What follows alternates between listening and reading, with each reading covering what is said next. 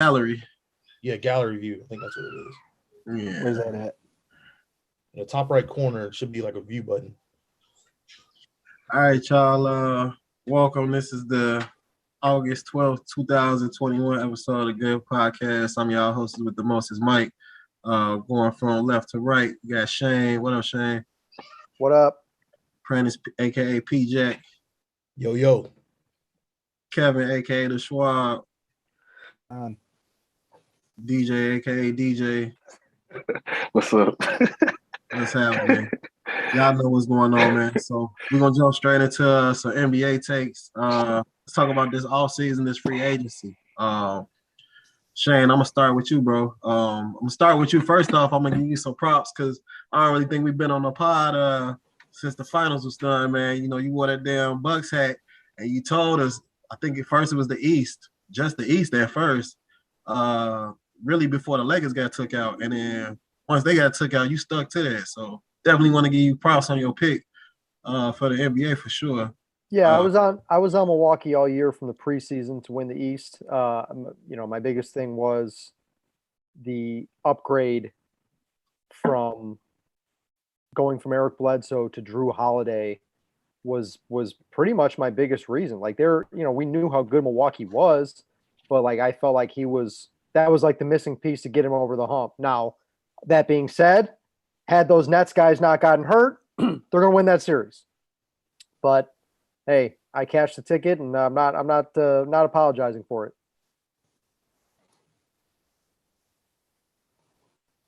I'm muted. So tell us what you think so far about the off season. What moves have you seen that you Well, like?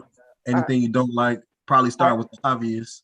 well, let's start with the hometown Chicago Bulls, man. Like this is like as excited as any Bulls fan has been in probably since the Derrick Rose MVP year, right? Like even when they had like playoff teams, a few years after that, like you knew like, okay, this team they're good, but like they were never going to get over the hump. Like this is a legitimately exciting team that they put together. And first of all, I love the Lonzo Ball move. Like I wasn't like that high on him like when he first came into the league, but like he's really improved. Like he can shoot now, he can guard the perimeter. And he's a pass first guy. And like that's like he's like the perfect complement to Zach LaVine. Because Zach LaVine turns the ball over too much. Like when he's the primary ball handler, it's just too much for him because he's got to score, he's got to create, and like having a guy like Lonzo that can help him do that is just I thought like that was as like perfect of a fit as you could put next to LaVine. I've never been a big DeRozan guy, but you could legitimately make a case that DeMar DeRozan is the fourth best player in the lineup behind LaVine, Vooch, and Lonzo. And I mean, then we're talking about a guy they just drafted last year at the fourth pick, Patrick Williams. Like he has legitimate potential to really emerge. So I think it's exciting, and I think all the pieces. I think it's going to work, and I think like it's not even just we're back to being good, maybe a playoff team. No, this is a top 4 or 5 seed for sure. Like the only teams I could say right now that are like for sure better are the Nets and Milwaukee. And what do we see with the Nets? Like this, I got to believe that the Nets are going to stay healthy throughout the postseason until it happens. So like, I don't know. Like I think the Bulls can legitimately have a shot to win the Eastern Conference. Interesting. I'm sure once we get some eyes going, I haven't checked any markets for NBA futures outside of player futures, but we'll talk about that on Good If It Goes Better for sure, which is coming on right after this tonight, by the way. Interesting take though, Shane. DJ, what you think? Anything on the Bulls or any other off-season moves, any free agency stuff you like? Well, Shane pretty much covered everything from the Bulls. Like I agree with literally everything that he said. So I'll talk about the Lakers. That team gonna be really interesting because of Russell Westbrook and then they got a couple of shooters. They still gonna have to be able to defend. But for me, the key for that team is Anthony Davis staying healthy. I think Bron will stay healthy, but for them to do anything, it's gonna be like Anthony Davis to stay healthy, and that fit is gonna be with Russ and Bron. Like neither one of them play out the ball. Ain't nobody slashing. Like when one of those guys got the ball, the other guy is just gonna be standing there. Like neither one of them move well off the ball. Like Bron in his career at times did, but that's not what he's doing. He been a point guard for them for the past couple of years. Russ without the ball, he not used to nobody, getting the ball as much as him. Besides when he was with Harden, and that was kind of like a your turn, my turn. But then they didn't have like a third guy that they needed to get. Like the Rockets never had like a third guy that they had to feed, buckets. So it's gonna be interesting to see like how that fit is going to go on as the season go on, because they all talk about they met, they did the little meeting, and it was like, yeah, we gonna put our egos aside, blah blah blah. But yeah, like, are y'all gonna like change y'all style of basketball, like be able to change what you do well, like in one season, especially when you've been doing it for X number of years. So like that's gonna be really interesting to see how all those pieces fit. And then of course they're gonna load manage the hell out of that team. And if they do that in the West, they're not gonna get the number one seed. Now would that matter? Maybe not. And so that's gonna be interesting to see. I like Russ. I just hate that he went to the Lakers because I hate the Lakers. So, but that's gonna be interesting though. Appreciate that. You said you agree with everything Shane said. I got to bring that back up. You agree that DeMar DeRozan might be the fourth best player on the Bulls? Yep. That's tough. DeMar DeRozan was last year 22, 5 and 7 Yeah, on 50% shooting, but he can we got shooters, like that's not the problem. Like it's guys on there that can shoot. Lonzo now can shoot. Zach LaVine can shoot. Vooch can step out. So but that mid-range game, is deadly. And I can't say that he's the fourth. Like, I'm not gonna be disrespectful. I'm gonna say he's the third until I see how the rest of the season go. Now DeRozan gotta defend, he gotta, because they can't just wait for Patrick Williams to be guarding all these dudes and all that. DeRozan got to play some defense, or at least effort wise. If they get that effort, and then Lonzo do his thing, I still can't say that Lonzo is a better player. So I'm gonna go third.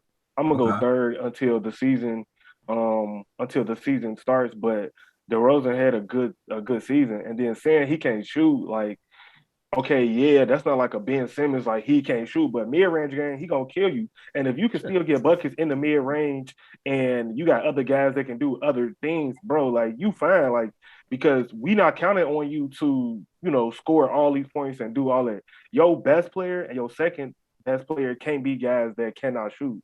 Now, if you the third on, then okay, that's cool, but can you still get buckets at a high clip without being a gun? And that's DeMar DeRozan.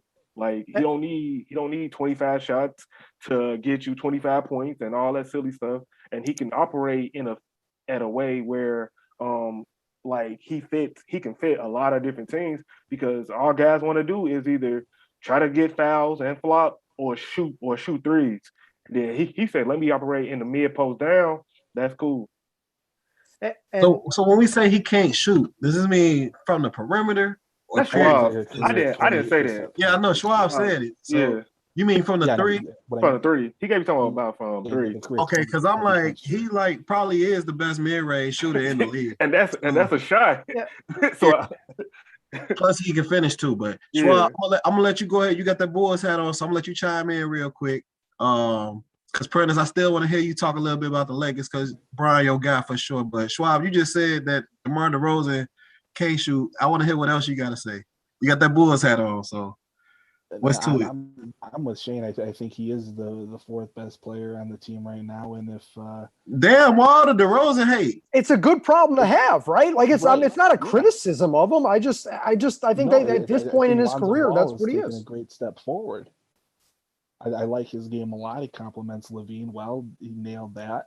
And frankly, if summer league Patrick Williams is translating to the regular season, and he's I like taking Patrick that step forward. Williams.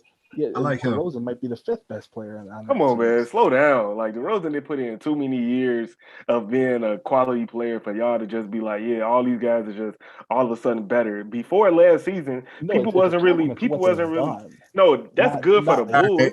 Right. All right, that's I'm what sorry. saying. I'm sorry. It's time. Gotta mute the white guys. Gotta mute the white guys. Come Gotta on, mute the white guys. like I literally just told you what he did last year. 21, 7, and 5 on 50% shooting. Like before last season, guys wasn't really checking for Lonzo. If Lonzo was that guy, he would have got that deal last season from the Pelicans. And then I love Patrick Williams, and I want him to be great, but I need more seasons of like seeing it. Like I need, and plus Patrick Williams is 19 years old. He don't turn 20 until like the end of this month or something like that. So I'm not about to sit here and say a 19-year-old kid is better than a 5-time All-Star that just came off a season of like the season that he just had. And then he not even like washed yet. DeRozan is still a quality player. And I can't sit there and say Lonzo is so much better because Lonzo had a good season. Like he had a good season, not Lonzo put together 5 good seasons. Like that's crazy. We'll say this about DeRozan though, is when his teams like in Toronto, like when they've needed him, when they've had to count on him as the guy, he's failed every single time. Yeah, like that's it. He cannot be. But that's not the question. But that's not our question. LeBron James. Yeah. Okay, he but did that's have not the one question, bad though. quote when he said like, "Oh, the difference between us and them is that Yeah. LeBron like LeBron that was James. pussy." Yeah. And Lamar, I know you watching, bro. Like I ain't no And disrespect. it's not even. I'm not even hating on DeRozan. I'm just saying like he's not better than Levine. That's a given. And Not I right mean, now, you can't he not really better than me right you now. can't compare him to Vooch, but like we know what He not Vooch better than does. Vooch. If there's one concern, if there's one concern about the Bulls, I have it's the front court depth is just not really there. We haven't even and like another thing, Caruso. Like I know Bleacher Report made all the corny memes about him and stuff like that, and it just turned into a joke. That motherfucker can play, and he's like your first guy off the bench. He's a 3-and-D guy. Like he adds value to a team. He coming off before Kobe White from the guard position. 100%. Hold on, real quick. What's this disrespect with Kobe White lately? Like the Chicago, have they given up on him? No, he just hurt. I think Chicago media gave up on him though. For real, I think he had the chance that he should have got. Kobe White is a combo guard, and what the Bulls needed, it wasn't a combo guard. It wasn't a combo guard. They need more than that. I think he a good player. He has really good size. He can score. Like we've seen him get buckets in bunches. Like he's had streaks. But yeah, like you said, DJ, he's been hurt. And I don't know, now Lonzo in town, so like it's gonna be crowded. Miscast. Yeah, he been miscast, and then they saw like potential upgrades, and then they like I'm not about to like take my chances on some guy that may turn out, and then like we don't know because like they wanted him to be this pure point guard type player, and then he was miscast. He more like a Lou Will, Jamal Crawford-ish type player, not like a Lonzo, Jason Kidd type player that they wanted. And so that was kind of their fault. But then this regime didn't draft Kobe White either. So you got to kind of look at that. You got to look at that as well. Kobe not their guy. So if I see a way to upgrade my team and we've been like not been able to get no free agents for a million years, I'm gonna go and do it and then let the other chips fall where they may. Laurie Marketing is still on this team for whatever reason. Yeah, that won't last long. Yeah, and then they believe in that guy they got last year from overseas, the Ford. So then they believe in him. So he probably gonna get picked as like the next big man coming off the bench. I'm glad Palacio finally gone. So like we can move on from that. But yeah, that's what terrible happened. contract. Terrible. That's probably the only contract worse than Solomon Hill. I would look to move Kobe White. Maybe get a draft pick back or something because they gave up draft picks in the DeRozan deal. There's just no real room for Kobe White right now.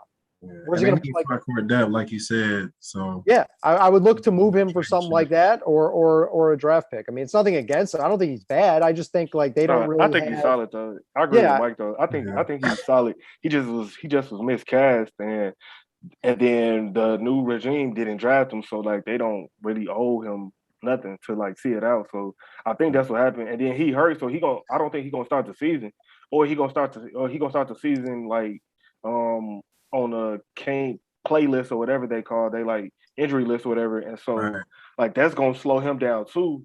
And yeah, like they second unit, that's gonna be interesting to see who can watch that second unit. Yeah. And they drafted Ayo too. So I don't know. He's like they're eventually gonna play him, but he'll probably be playing a lot in Hoffman this year, just because there's just no room for him right now too. Right. So like he'll play a lot. He'll play a lot in Hoffman this year, but I think he can eventually be a contributor. Yeah. They got him at 38, man. Like that's a steal, man. Because he was probably looking at lottery a year before last. 100%. Whole tournament, he was looking at like lottery or right outside the lottery. First team all American, bro. Like that dude can score. Like I would kind of like bet on him to be better going forward than Kobe White. Okay. That's tough.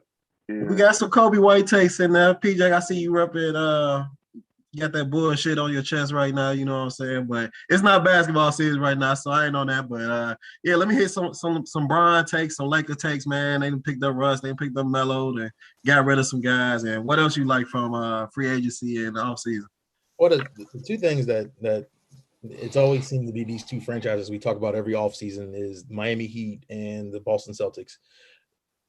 The Celtics get rid of Danny Ainge and still you don't go and get nothing. Like you were in the Lonzo sweepstakes and don't come up with nothing. Like so you're gonna waste another year of Tatum and Brown together. It just they just don't seem to know what the fuck they doing over there, in my opinion. I don't get it. Like two of your best players in their prime and another year wasted.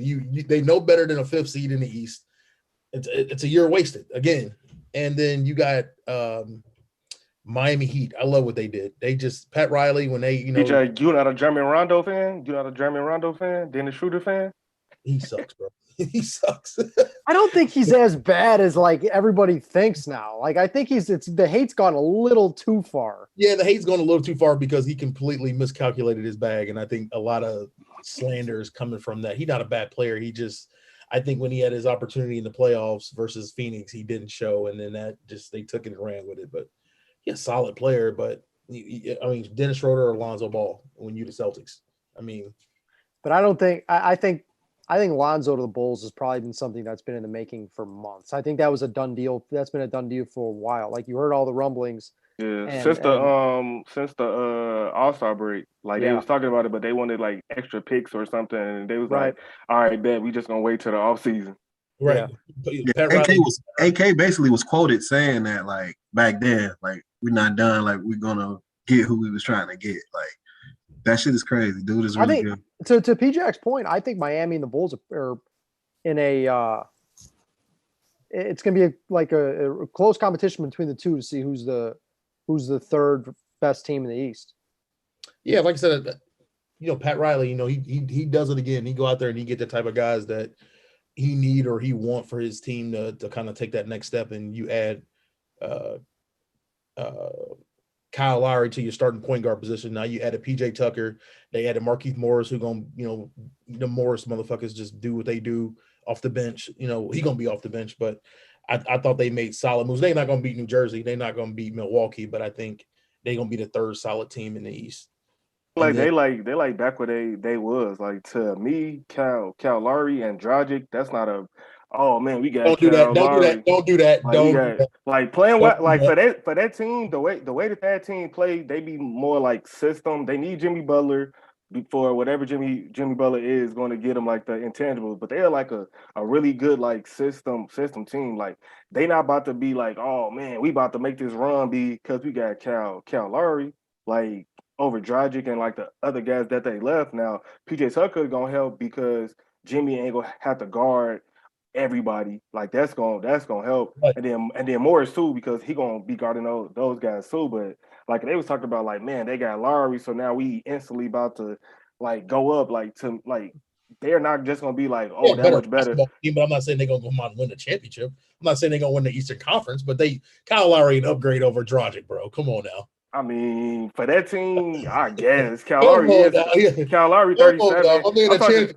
like I'm not looking at Cal Lowry career. I'm looking at Cal Lowry going forward, and then what Dragic, healthy Dragic did for that team. Like the last year, they had him on the bubble All-Star list at some point. But like for that team, the way that they play, they more of a system. Like everybody gonna get theirs eventually. And Cal Lowry does have. I mean, he did a lot of great things, but I'm not seeing him like. Plus, he's 36, and so like I'm not saying like, oh man, like this, it's gonna make them better. Like how much is better? Like a couple more wins. Like they're not gonna fall off the cliff when Jimmy get hurt again. Like how much is better? So like when they made all these moves, I was looking like, all right, if something happened to Jimmy or whatever, is what y'all did gonna keep y'all afloat? Because Yeah, I agree with DJ. Like I think we all agree that Dragic to Lowry is an upgrade, but it's not like they can push Milwaukee to a 7-game series. Because of Lowry now, that's what you're saying? Yeah. I disagree, but all right. I mean, I don't see a huge upgrade. I don't. Like, yeah, Lowry. I mean, it's not like going from Bledsoe to Drew Holiday. No, you know what I'm saying? Like, it's not like I don't think it's nobody's saying that, bro. It's not a game changer. Like, I don't think it's a game changer. Like, I think he's a little bit of a better player than Dragic, but it's not like, it really doesn't really. Miami was solid regardless, but we'll see. Because like everybody, like the East, man, we know Brooklyn on paper is the best team, but we need to see these guys make it fully healthy up until June. Yeah, and it's been like 9 games last year total. It was something small like that. Yeah, and I mean, like that's crazy. Yeah, Kyrie, man, he's always got something. Harden, and then like even Durant. I mean. And they about to get probably over a half $500 million in the extensions, probably. Yeah, I saw that they're going to max both those guys out to like the 2026 season or something. I mean, so like they got to get something out of that, bro. Because 9 games or whatever, 10 games played last year, man. Quick Lakers takes, P-Jack. Yeah. Melo, Dwight Howard. I don't know. I really don't know because I thought in my personal unless they sign a time machine to go back 10 years, Melo and Dwight Howard. But I keep hearing that joke. Like, what's the point? Like, they're not going to be relying on Melo playing minutes when they're playing in the big playoff games. Like I thought like everybody talks about Melo, Dwight Howard. Dwight Howard, but besides, as far as the free agents, like I thought All-Star team. I thought Malik Monk was a real slept-on pickup for them. Like, better than those two guys. That's Kendrick Nunn. Yeah, like I thought, and Wayne Ellington's a 42% 3-point shooter. Yeah. And you're gonna, how many open looks are you gonna get from 3 playing with Russ, LeBron, and AD? Wayne Ellington is Danny Green, is Avery Bradley, is KCP, is all those same fucks in that same like feeling of like just good enough, to still is have. Marc Gasol still starting? Marc Gasol still starting for them? Oh man, that's tough. So they gonna need Howard because Marc Gasol like is gonna be starting, bro. I'm an ice on him every rip. Like, what you mean? They gonna need Dwight Howard. Yeah, I agree. Howard can still play. They gonna need him. They gonna need him down the stretch. Like, so Dwight came from Philly, and Andre Drummond went to Philly. So what are we thinking about that? Like, they brought up the real estate tweets and shit. Like, I don't know what the hell they're gonna do. Like, is Drummond backing him up? Is Drummond backing Embiid up? For sure. He has to, right? Yeah. He can't play. They can't play at the same time. Twin Towers. I don't know. Hell no. I think that's a horrible move. Like, I don't understand that move. They just needed a backup center. That's it. They probably didn't get whoever they wanted, and they needed a backup center. Mm-hmm. Now, if the Lakers stay available, like they can't go get him. I don't know. I think he resigned with the Knicks, and they probably wasn't trying to pay nobody either. That's another thing I want to bring up. While we're talking about these teams that we thought made good moves and improved, I thought the worst offseason was the Knicks. the bags that they threw at some of these guys, all for what? To get the 6 or 7 seed? Like, I don't really understand what they were doing. They just gave Fournier $1 billion. I mean, what was that? What was the point of that? I don't know, man. Like I don't understand. Like, even paying Derrick Rose, like, I don't know. I mean, I didn't really understand their moves. And like Julius Randle, like, hey, hats off to him. I'm glad you got paid. Good for you. That was a career year, man. I don't think he's gonna repeat that. And we saw what he was in the playoffs. Year. But you know how it is. I mean, we talked about the moves the Miami Heat made, but then they gave Duncan Robinson what was it, $90 million? $90 million, yeah. You know what I'm saying? I mean, a 3 and we can't say 3 and D. We could just say 3. Yeah. Just 3. Yeah. Just 3. Like, yeah, I think the Knicks, they thought that, like, they fed into their own hype, and they was like, yeah, New York is back. New York is back. And then when it came time to get free agents, they was not back. I don't understand those moves. And so, like, I think they kind of low-key panicked. They was like, we got to get somebody. We got to get scorers. We going to be able to play defense because of Tibbs. We got to get somebody to score, and we can't, like, leave this offseason with nobody. And Fournier was just there for them, and everybody else, they was kind of, like, keeping their own. Like, they brought back Nerlens Noel. They brought back whoever else was on that team. Of course, Rose and somebody else that I can't think Burks? of. Wasn't it Burks? Yeah, Burks, whatever. Burks, so, like, they brought back some of their guys, but man, I don't know. Maybe they got some down the line in a couple of years. Evan Fournier. I think players just don't better than nobody. I mean, but he could score $19.5 million for that guy. I mean, but yeah. But that's way too much. But like the Knicks, I think they bought into their own hype and they didn't get nobody. Like you don't just hear guys saying, "Yeah, I'm about to come to the Knicks." Like I don't know how the Bulls was able to convince guys. I think their ownership group let like the GM and stuff do their job, and then the Knicks did change their group too as well. But it's like bro, like y'all don't even get like y'all got Julius Randle, and then it's like and what? Like Julius Randle and what? At least if you're a team like the Bulls, which is another big market, couldn't never get no free agents. You had Zach and Vooch. Like they needed somebody else to be another all-star type player, and then that would have attracted guys. But then when you only got one, and team's looking like, that's just what it is. What's your ceiling with Julius Randle as your best player? Like you said, probably like 6 seed, 5th seed, 4th seed. I mean, something like that. Like you gonna be. They were the 5. 5. Okay. The Bulls are better than they are now. Or they might have been the 4. No, the Knicks were the 4 seed this year. 4 seed, yeah, 4 seed. So I mean, I think that's your ceiling. Like you got to get somebody else. That's another like bona fide like star. Right, but like Miami and the Bulls are definitely both better than yeah. And then the Hawks, I don't know where y'all put them at. I don't know if y'all think that they'll mid-tier. Yeah, they're right there. They're right there in the middle between 4 and 6. I would say. Yeah. So. Yeah, like that other star or that other guy playing at an all-star type level is very important. If you can't always get guys, like you need like another guy to come. And then so whoever was coming to the Bulls, they saw them making moves.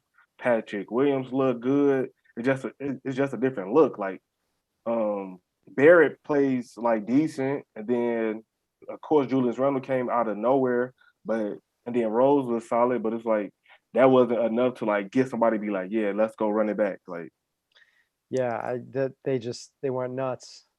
I thought they had like the worst. This was someone they was supposed to go crazy on, but like, I don't know, you coming away with like. It reminded me of like kind of what New England did this offseason, where they just started throwing money at all these guys like Nelson Aguilar and Hunter Henry. I'm like, what are you doing?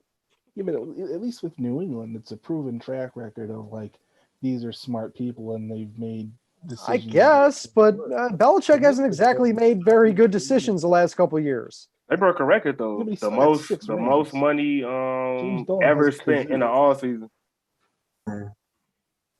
Yeah, I don't know. The one thing about the Knicks, Zion Williamson going to be there in 2 years. So you heard it here first on Good If He Goes By. He ain't staying in New Orleans. Yeah, but why would he go there though?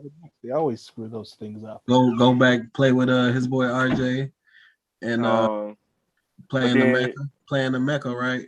So then Julius Randle must be gone then, because that's not gonna work. They'll find a way to coexist. So I don't know, bro. They operate in the same space. They need that same space. Kinda. Everybody made the jokes about that, but Julius Randle a different player than Zion is. So. No, he is, but I'm saying like I feel like what they need on the floor is gonna be in the same area. Like you got to have a really good coach to like figure that out. Like because Zion Tibbs over there. Okay, you need to have a really good offensive coach to figure that out.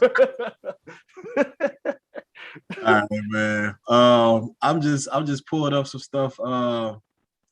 Looking at so one thing I did want to say was like about getting back to the Lakers.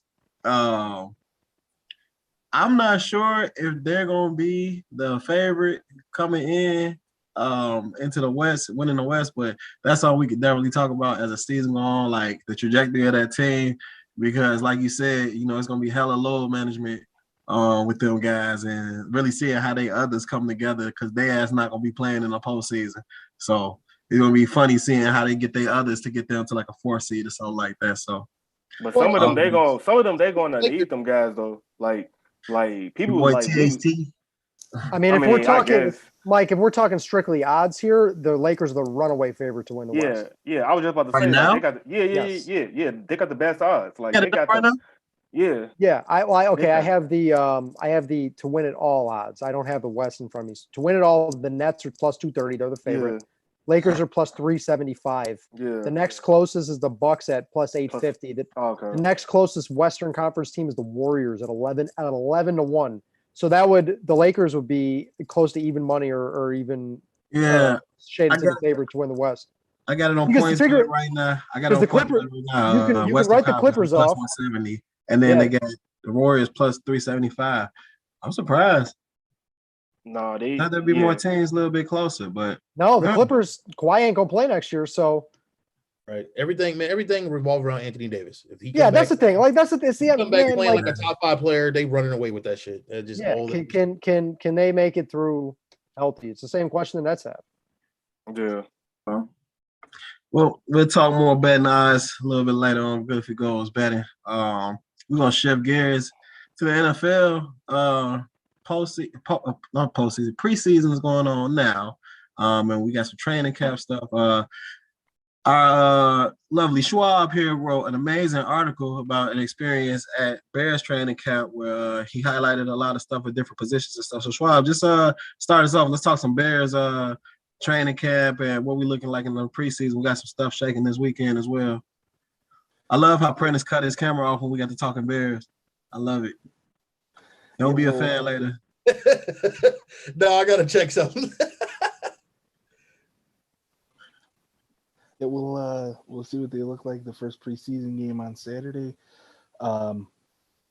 Reports were that Fields was incredible today, so we'll see him a lot on Saturday, I'm sure.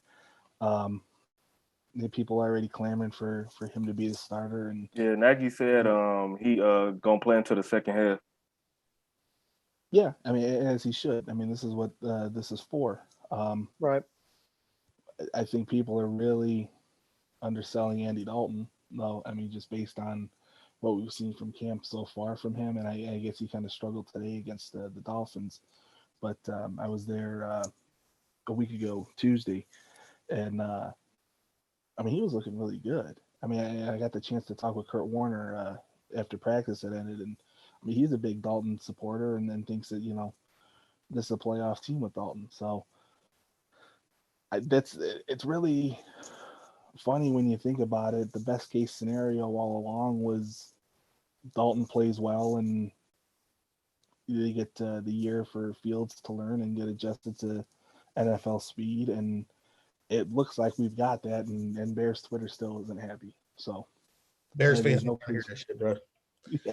They ain't trying to hear that shit. I know. I don't think any team. I'm not saying you're wrong, but Bears fans, there is so much hype around Fields. You're right. They ain't trying to hear that shit. No, Shane about to say something. Shane about to say something. Even before we got on, I even said to Shane, like, I hope that we end up having to lose or struggle a little bit so we can get Fields in because I heard Andy Dalton looks good. And it's like, no, I'm not excited about Andy Dalton at all. What are you waiting for? Just put Fields in. Just start Fields. Who gives a shit? If he doesn't play very good the first couple games, who cares? It doesn't matter. Like, he's a rookie. Like, this is the future of your team. And I think, don't like, want this to be a Tua situation, though. But Tua can't play. We know that. Like, that's a whole nother. We know Tua can't play. We're gonna get to that more in the betting show after this, by the way. But what are you doing? Like, you're just prolonging the inevitable. That Andy Dalton, okay, maybe he plays good a game here, then he's gonna suck the next game. Maybe he looks good here, then like, what are you waiting for? Just start him. Just put Fields in game one. He looks great in camp. I guess kind of see what happens in these games. I just don't see what the downside is. What's the difference if you're going to sit him, then sit him all year? Why put him in week 4? What's the point of putting him in week 4? There isn't any. So if Dalton's playing well, then he should be the guy this year. I mean, now if we get to the point like right before the Rams game where Fields is clearly head and shoulders better than Dalton, then yeah, go for it. But the one criticism I do have of Fields right now is he is holding on to the ball a little bit too long yet, still getting that adjustment to NFL speed. With 2 tackles that right now you don't know what's going on there. Yeah, what's up with Jenkins? What's going on with Jenkins? Back tightness. They're supposedly really high on Larry Borum, which I thought for sure that was just coach speak, but apparently no, it's legit, and he might end up being a starter too. But like I said, the bigger issue, even if it wasn't for the issue at tackle right now, he needs a little time to get adjusted to the speed of the NFL game. Otherwise, he's going to be eating a million sacks, and we don't need that right now. You could just stab him like the Chargers did Tyrod Taylor, and then put him in, and then act like it was a mistake and do all that. Yeah, I don't know, man. Like, Andy Dalton, get him out of here. Make that comparison too. The Chargers were a team that was always going to suck. But like, why would you go through all of that and then you alienate your starter and you do it like in the most terrible way possible and you risk this man's life? Tire fire. But then you risk this man's life. Like, it could have been something seriously like happened that went wrong. That's the point. Yeah, but like, let's not be idiots. Like that was like I don't terrible. Want to be idiots anymore. And then y'all was on Hard Knocks too, so like we saw it. Like, man, that's crazy. About Justin Fields, is the Bears better than? Are they better than Packers? Or are they better than Minnesota? Better than Minnesota for sure. Get them out of here. I mean, Green Bay. Can we outscore Green Bay? If they get 17 games out of Dalton that look like the Dalton that I saw at camp last week, I don't think they can beat Green Bay for the division. They're going to at least make them earn it. There's no chance in hell Dalton starting 17 games. There is no chance in hell. None. Playing good football. There's just I don't give a shit what he looks like in fucking practice. Like we know what Andy Dalton is in a game.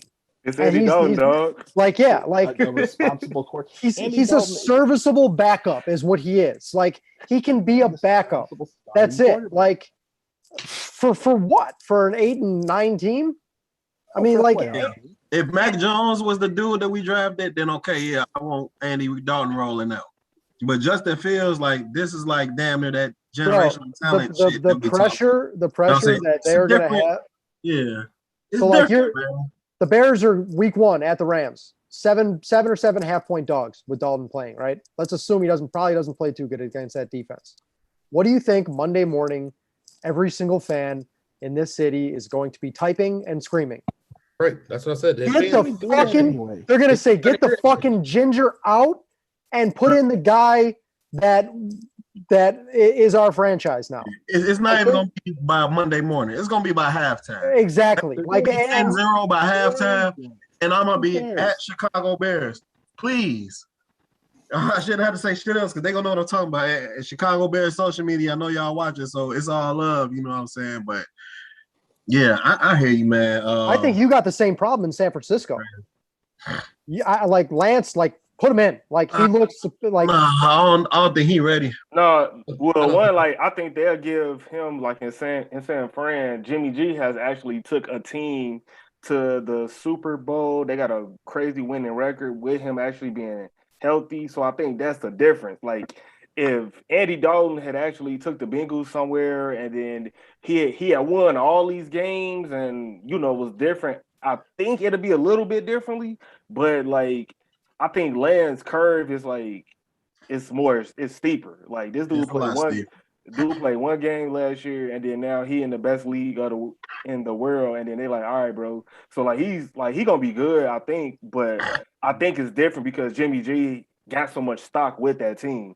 Like they was in the Super Bowl with him. So like that's a lot of money. Got a lot of money put into that man too. Man, you start Lance week 1 against the Lions. Then you got to trade him against the Lions. Well, I think they want to trade. They don't want this scenario. I think they want to trade Jimmy G. That's why Lynch and Shanahan, have every chance they've had, have talked about how great Jimmy G looks, this, that, and the other. They're trying to up his trade value. They know what they want. Denver somewhere. Yeah. Shanahan's wanted Trey Lance since the season ended. Like, you know what I mean? Like they traded all that capital up to get him. It's not going to be long before he sees the field. No, I mean it's going to be no different from Alex Smith and Cap. Jim Harbaugh knew what he had on the bench, and he wanted the better, more explosive athlete. Yeah, I mean, Alex Smith.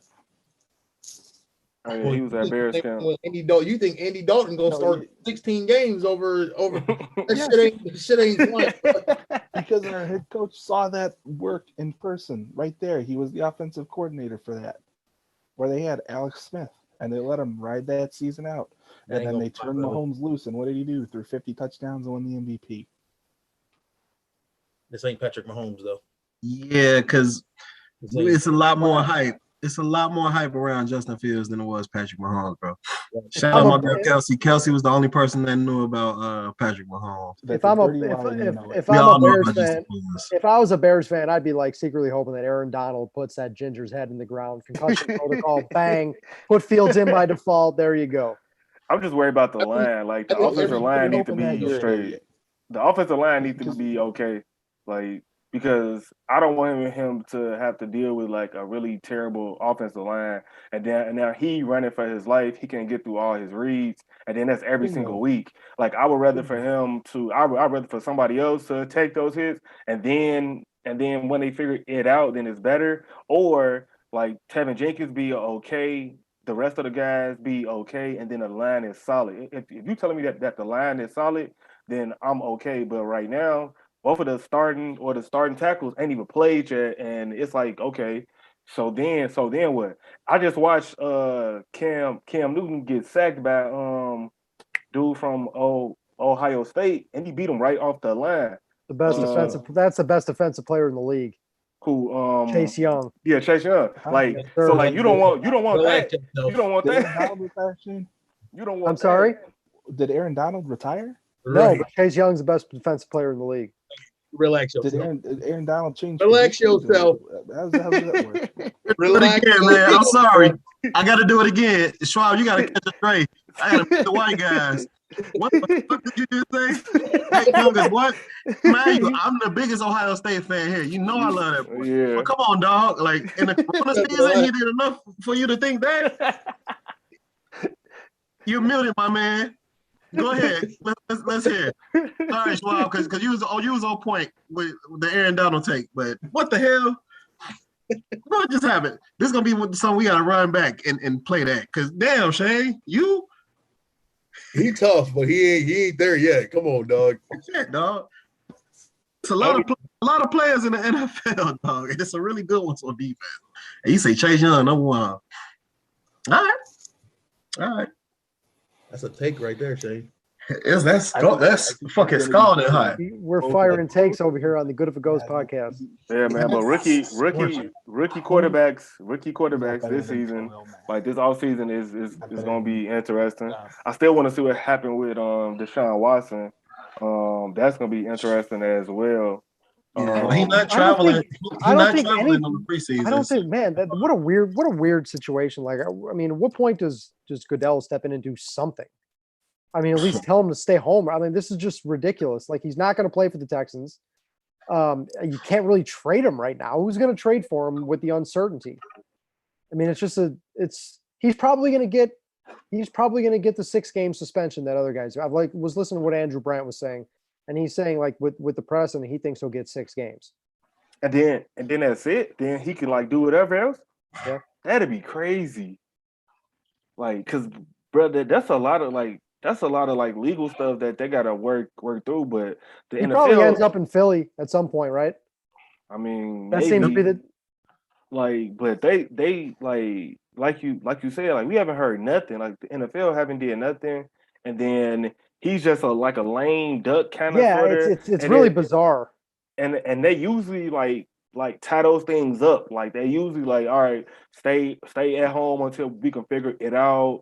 Blah blah blah. Like they usually do that type of stuff. But this time they didn't do nothing. Like he just at practice, fourth string. Like because they learning their lesson. You can't if you jump the gun and suspend them, and then a video come out and it's worse. You got evidence. But what about that commissioner's exempt list or something? Yeah. I think that's why they created that. They protected themselves. The Josh Gordon special, that joint. Yeah. Stupid motherfucker. I know you watch it too, Josh Gordon. You stupid motherfucker. Just want you to know that. Go back in the league. And when he actually played, remember those early years? He was fucking good. That was so long You ago. could not guard him, dude. Oh, so long ago. I wonder what team will end up signing him next, because he always finds a way to get on the team and then not play.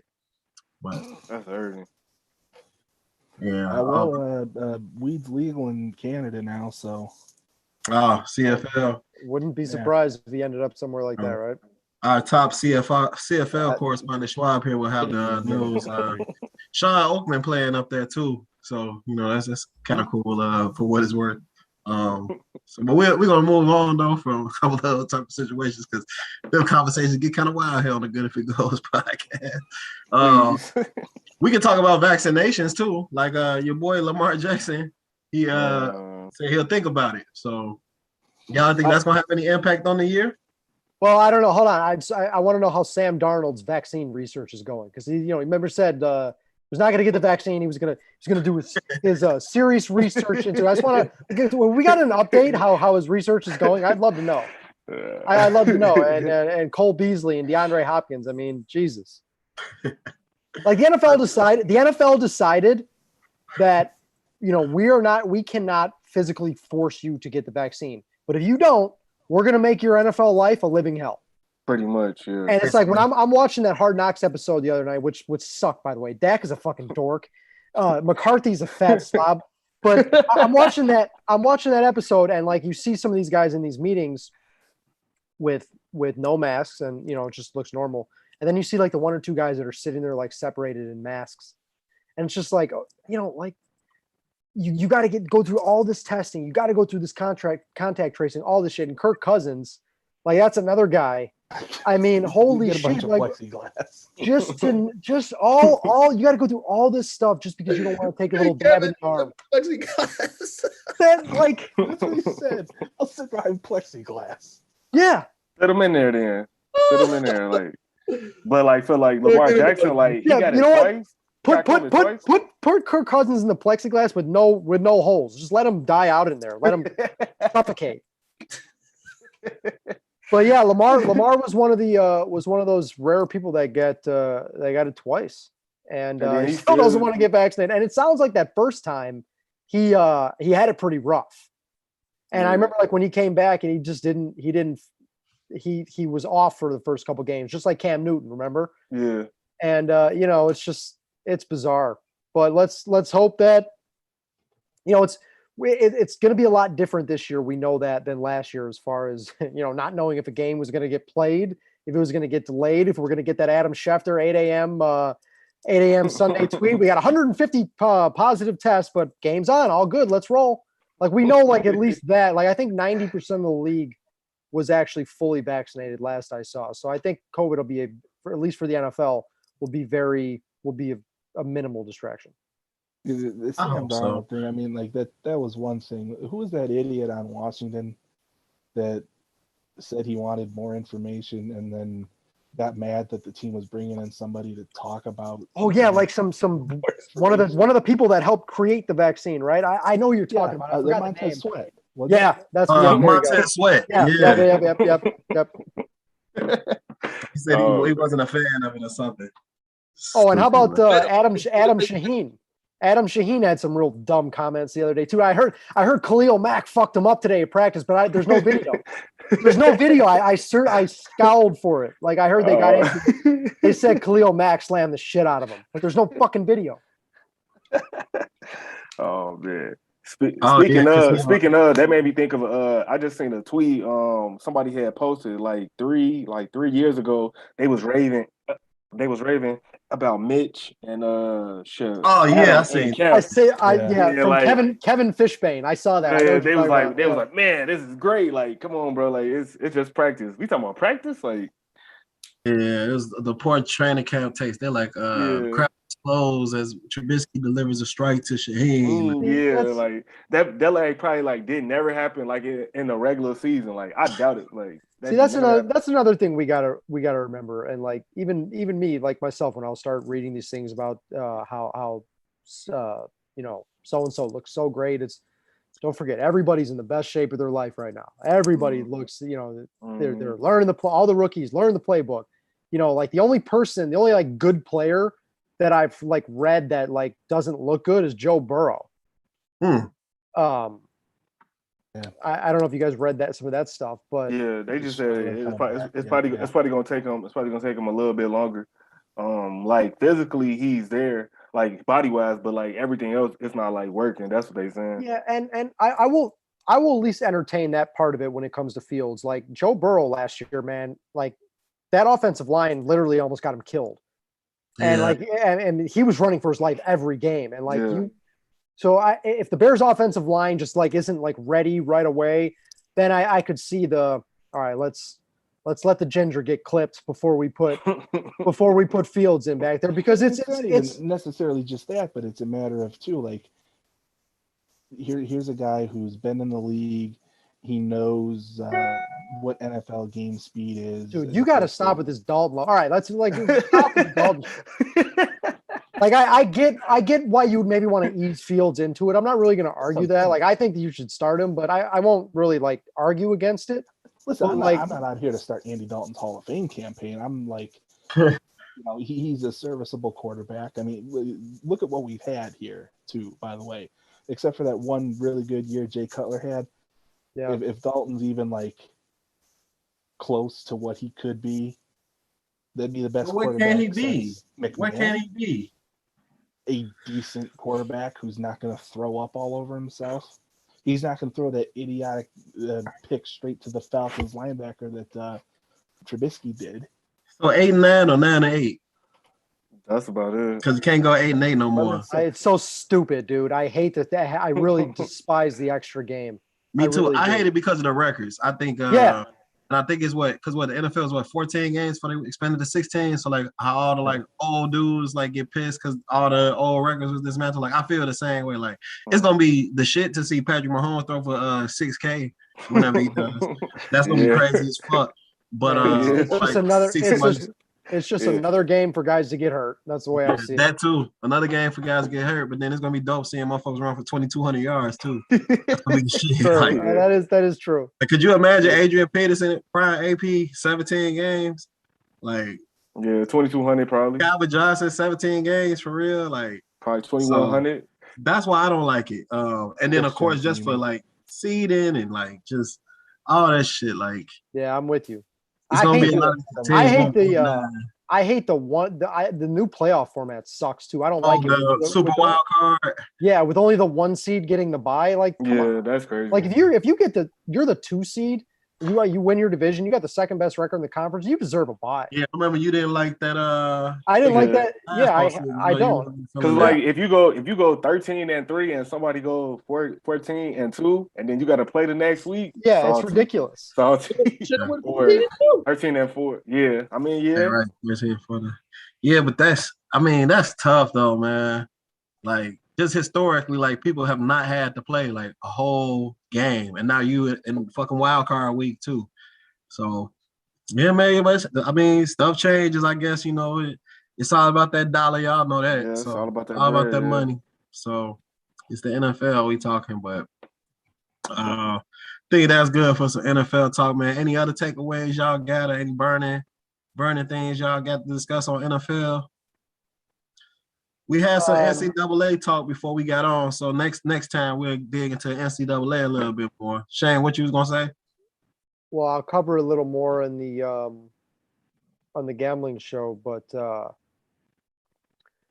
when me and Mike had our first gambling show, I gave out a bunch of bets on the over for the Chargers, and this was a while ago. This was like like early summer, and I still love it. Like if you can, I'm still like a big believer in the quick, Herbert, this turning into like a good team, into like a winning football team.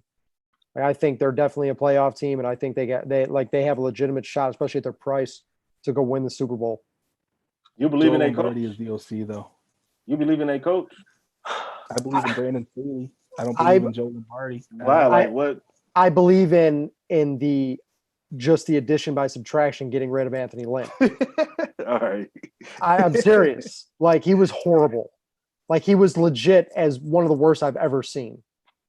And I thought they made some good moves in the offseason. They beefed up their offensive line. Mm-hmm. And it was funny too, because like I did not like Herbert at all coming out of college. That's why like I kind of like, I'm not allowed to give takes anymore on quarterbacks that are coming out of college, because I suck at it. Mm-hmm. So I mean, the fact that Tua was drafted over Herbert, that's going to go loud. That's got Sam Bowie, Michael Jordan potential to it. Oh, hold on. That's crazy. Yeah, because hey, man, Tua, Can we at least go like Ryan Leaf, Peyton Manning, like, because you do know Michael Jordan like the greatest of all time in his sport. I do. That was a bit much. But you get my Justin Herbert. Okay, how about this? Darko. All right, Darko Milicic over Carmelo Anthony. Yeah, that's a good one. Is that better? Is that better? Okay. Yeah. Okay. Yeah, that mute button shit is getting worn the fuck out, Shane. Like, what's going on? But continue though, bro. Continue. Oh man. Y'all know I fuck with Herbert coming out. I thought I don't know. I guess I bought into the Tua hype. I thought dude was gonna be all right. I know he was an injury liability, but I liked Herbert. I always liked Herbert. So I'm glad I was right about him. Well, not Michael Jordan, right? But maybe Melo over Milicic, right? I like that. So that's you guys got any other NFL takes? Any like give me like a dark horse that you think is gonna like make a big jump this year? Because mine is the Chargers. I don't know if you guys got somebody like that's gonna just kind of come out of not nowhere, but like just maybe really take the next step and has a chance to go far. Mine would have been Cincinnati, but it's clear Burrow's taking some time to come back. Okay, all right. I think the second year Joe Burrow, the talent around him should get better, but yeah, unfortunately, it's taking him some time. P-Jack? I mean, not to be a homer, but the 49ers. The roster's built. The quarterback play just be better. You got to stay healthy. It's a tough division. It's a tough division. That's one thing. Yeah. The best player got to be healthy too. It's a tough division. Has to be healthy because Kittle on the field, they can win. They can win every game if he playing. He's just one of them dudes that change the game. If he not healthy, they ain't winning shit. Because he does so much on the field. He scores. He blocks. He do everything. Yeah, he's a dude. And then the morale type of guy too. Like, but that quarterback though, man, they need that quarterback to be healthy. Because if Kittle healthy, cool. But if CJ Beathard is throwing him the ball, bro, they're not winning no game. Yeah, but it's not gonna be that. It's not gonna be Nick Mullins and none of them guys. It's gonna be Trey Lance this year. Well, yeah, and then you gotta believe in Trey Lance though. Yeah, I believe in Trey Lance a lot more than Nick Mullins or CJ Beathard or motherfucking Mike Glennon or motherfucking he's better on that. But if they threw him in there, I would believe in Trey Lance more too. But I like that take though, PJ. Mine might surprise y'all. I'm gonna go with the New York Giants to win their division. They getting Saquon Barkley back. I still believe Saquon Barkley can be one of the better football players in the NFL, not just better running backs. Danny Dimes playing for a job this year, so he's usually pretty damn horrible. I heard some really bad takes about him being like taking that Josh Allen step. I don't agree with that at all. No. But if dude could just hold on to the ball, they can win the NFC East. Now, that's not asking a lot. The only we're gonna get to that, Mike. We'll get to that. Because that's a good. I'm sure there's a good price on it. I'm gonna look it up as soon as we start our show. But that's interesting. I think will sneak in because Washington football team won last year. That was a all right team. I guess they got the best defensive player in the league on their team. So I don't know. Maybe that accounted for that. But I think the Giants could win that division too. And then I'm living down here in Dallas now, so I need all them Cowboy tears. So a Giants division win, I take that though. But yeah, I'm gonna stamp that. I got them barring injury. Saquon get hurt again, and they don't have a chance. Their defense wasn't that bad last year, considering how bad that team was. They had like a middle ground defense, and if your defense is on the field all game, you know you're gonna give up points, you're gonna give up yards and stuff. They had a solid defense too. Yeah. So that's my take, y'all. DJ, give us a team. Give us a team. Nah, you took my team, the Chargers, because of their quarterback. I'm not really a fan of their coach. I'm like, all right, like y'all got him, but I think Herbert is really good. And last year they could not close games, man. They lost at least 4 games in the fourth quarter just off just being stupid, just clock management. Let's turn the ball over in the fourth. Let's do something dumb. Let's fumble. Like they literally lost 4 games in the fourth quarter last year that would have easily put them in the playoffs. So if they get more discipline and if everybody come back healthy, they fix with their offensive line. I don't see why they wouldn't be able to like make the playoffs. They're in a tough division because they got to see the Chiefs, but yeah, the Chargers. Yeah, that was my team. Quick question: the one team that's getting a ton of hype, like there's people that are picking them to win the Super Bowl in the betting market, in all the talking heads, that they're taking the next step and they're gonna go.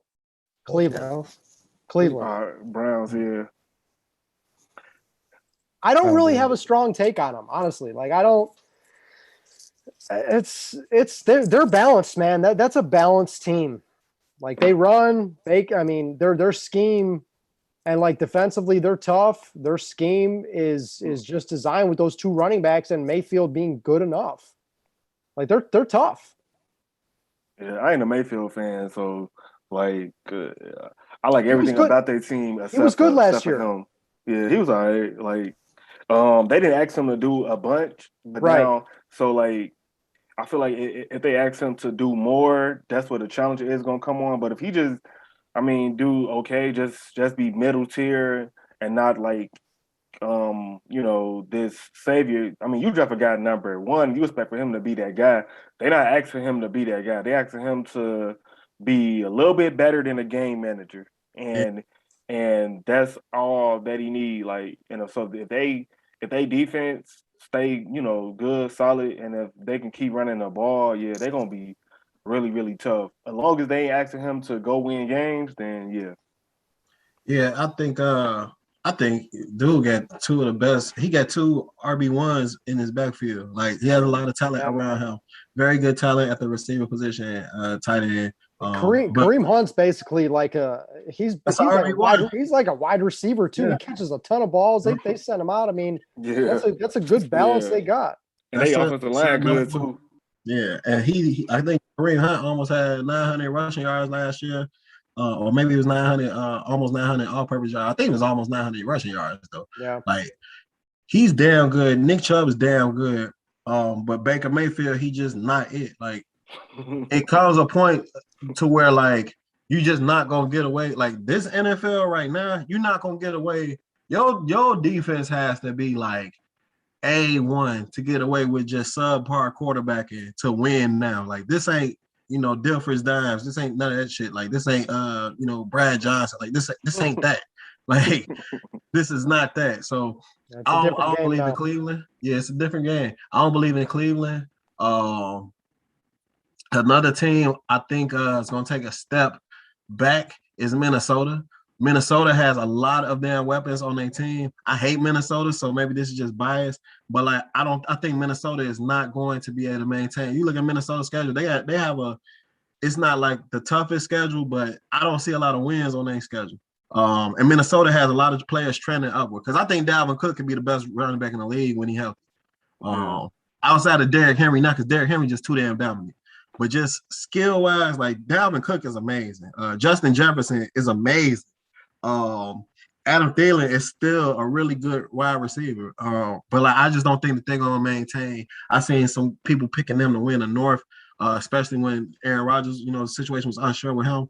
And I just can't buy into Minnesota. So I'm definitely selling high Minnesota. One thing we all got to remember too, and Mike, we're specifically going to get to this in the next show, is home field advantage is back this year.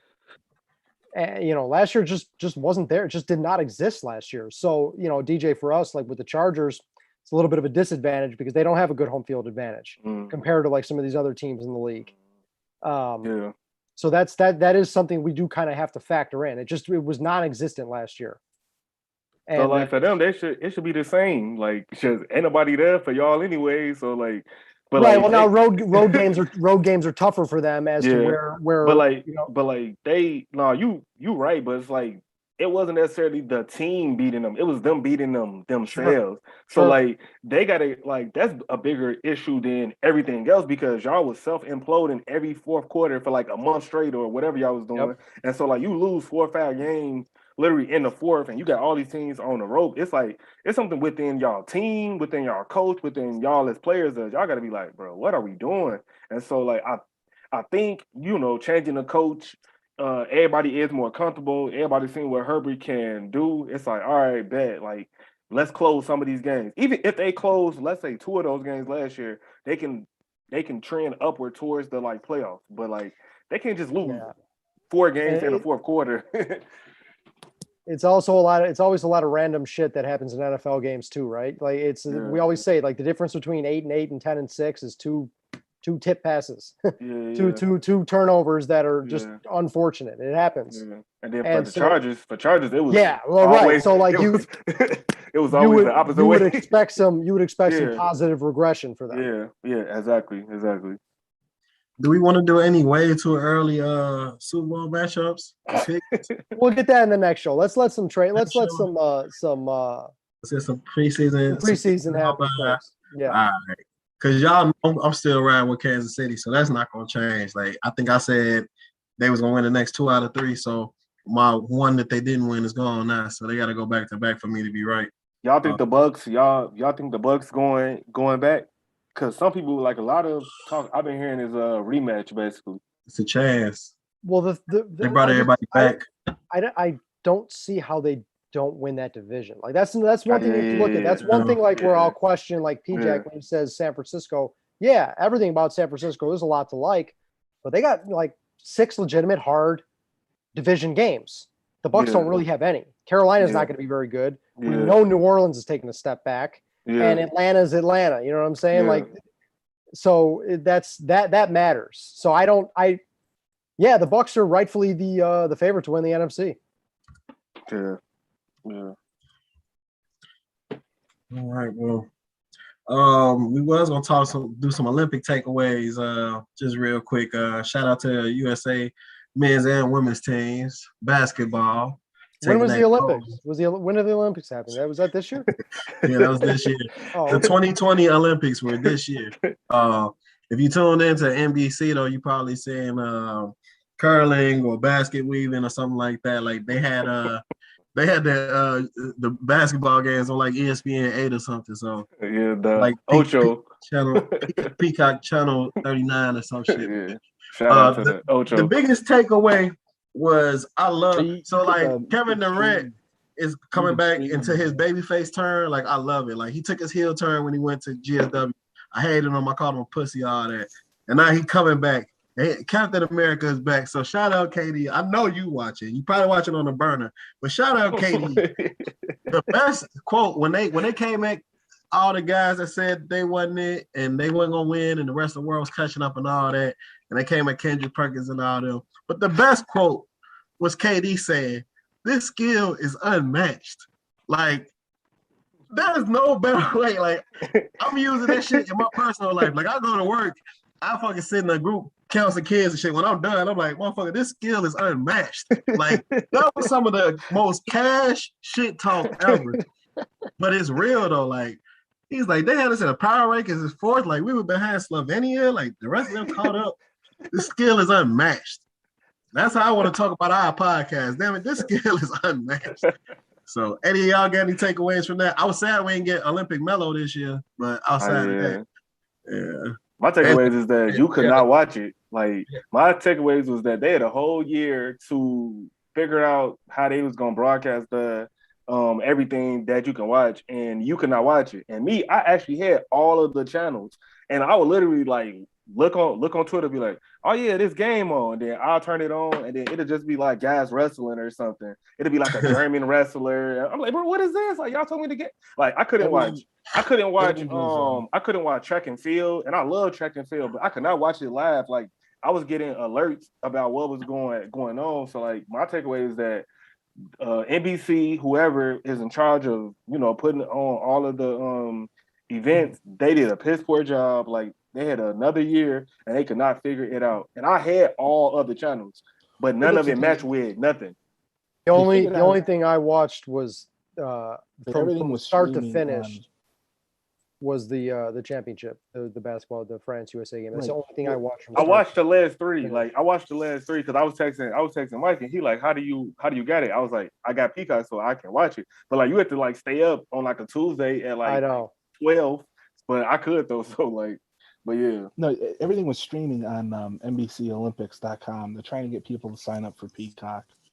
But I mean, I watched all the games except for the opener against France, and I don't have that subscription. So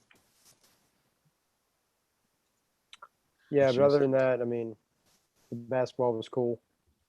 Cool to see Levine out there.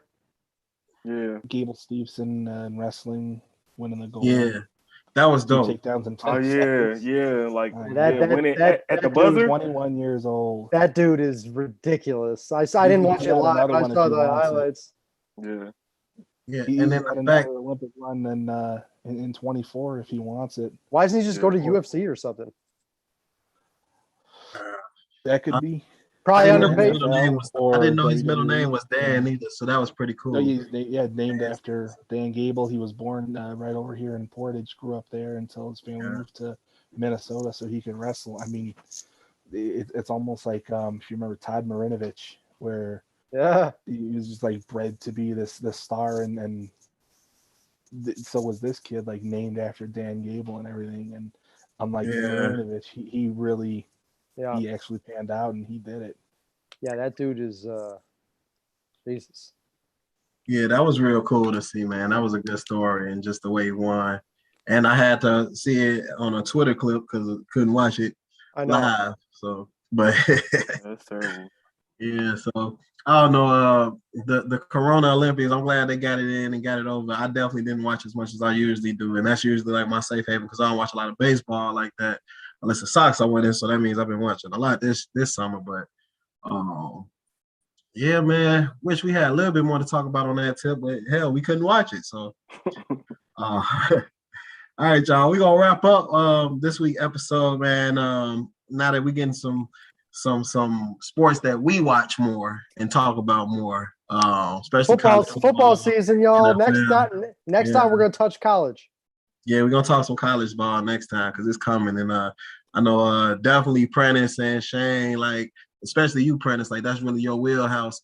So excited to get that going. You know, I'm rocking with my Buckeyes. You know what I'm saying?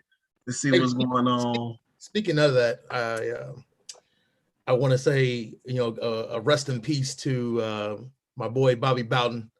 You know, as a Florida State fan, that was the first sports program that I ever loved. So, you know, he was old. He lived a full life. He coached a lot of great players and had some good years. So, he was like in our generation, like those old school teams, like those '90s teams, and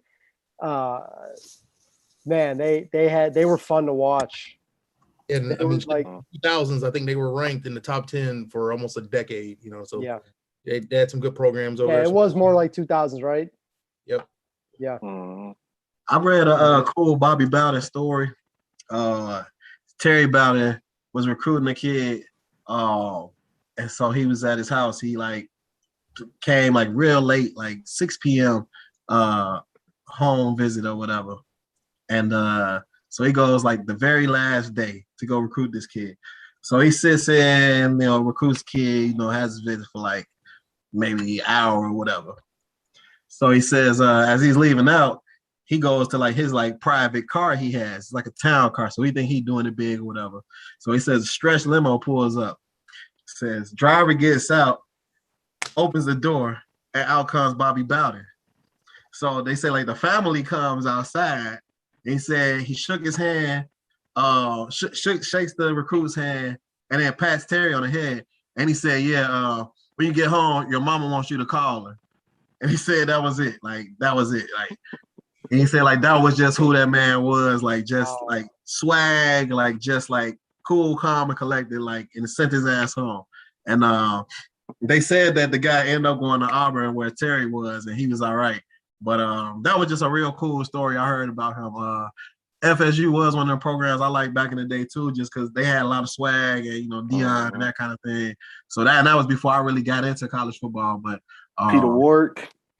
Yeah, man. The stories you hear about Peter Ward, Bobby Bowden. Man, the stories you hear about Peter Ward now, like I knew he was that, but like, man, like everybody says, like he was the toughest cover. Man, like, I hate to sound like an old head, but man, all these young people, they don't know nothing about him, dude. Like that's one of the all-time greats. Yeah, like, he's one of the best to ever do it. Yeah, my boy. Sure. He really was like he was really Reggie Bush before Reggie Bush. Exactly. Yep, my boy.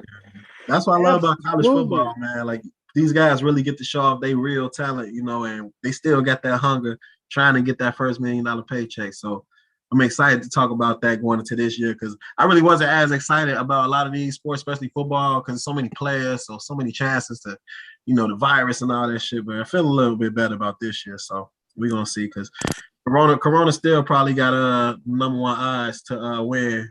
DJ usually keep us updated on that. So.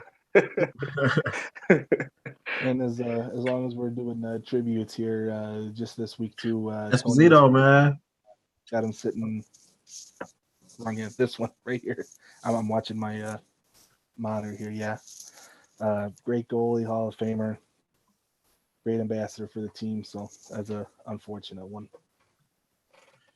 Yeah, man. I just remember going to Blackhawks games when I was a kid. Like I probably before I became an adult, I probably went to more Blackhawks games than anything, believe it or not. Always in the United Center, man. And like seeing all the jerseys and stuff, Esposito was definitely somebody who we recognized, like was one of the previous Hawks that set the stage. So it's cool still, especially being a Black Hawks fan, like and a lot of us out there. So every time me and Schwab talk hockey, Schwab like basically tells me the rules of hockey every time, and then like explains what's going on. I'm like, I know, Kevin, I know. But so yeah, I appreciate you bringing that energy here too, man. All right, y'all, we'll be back. I don't know, y'all trying to do this shit next week because like, yes, sir. Everybody wants to know where's the podcast, So, record this, put it in the group message, send it to Quan. Let's go. Say less. All right, y'all. Appreciate everybody that watched and that will watch. Peace. Peace. All right.